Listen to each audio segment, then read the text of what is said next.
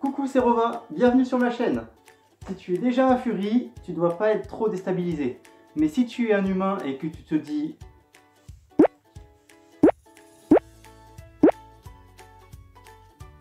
alors cette vidéo est faite pour toi.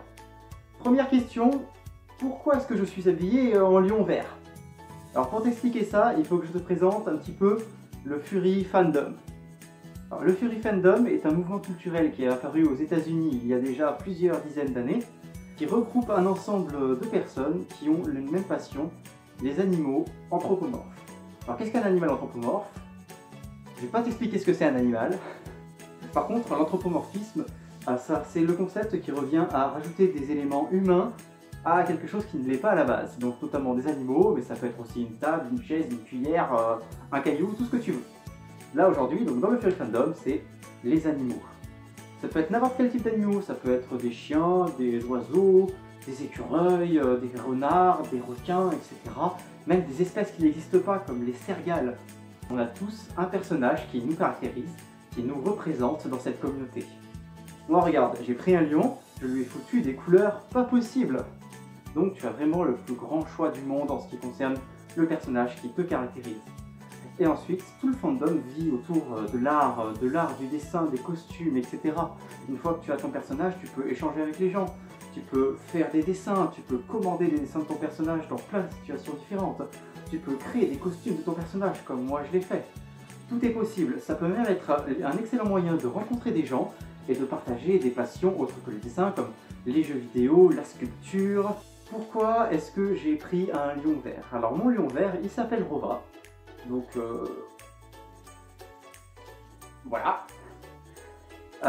C'est un lion. Pourquoi un lion? Parce que je les trouve paresseux et beaux, fainéants et gourmands. Enfin, ça me va bien. Non? Et pourquoi verte? Simplement parce que c'est une couleur que j'aime bien et que je voulais que mon lion soit.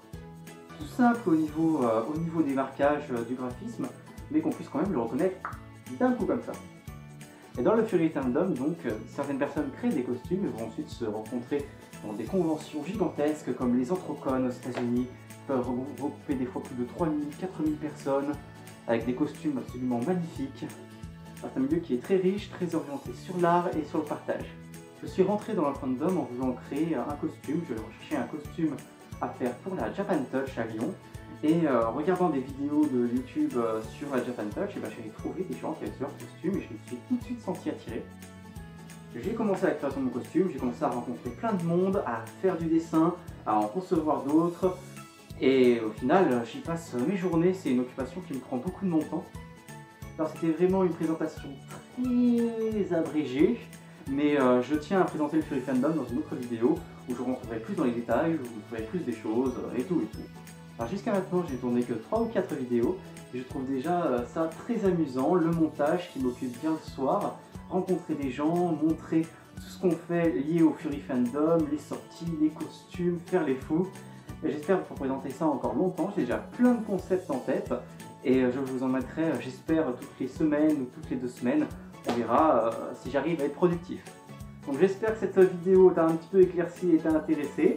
N'hésite pas à me laisser tes questions en commentaire si tu en as. Et moi je vous dis à la prochaine vidéo. Ronron!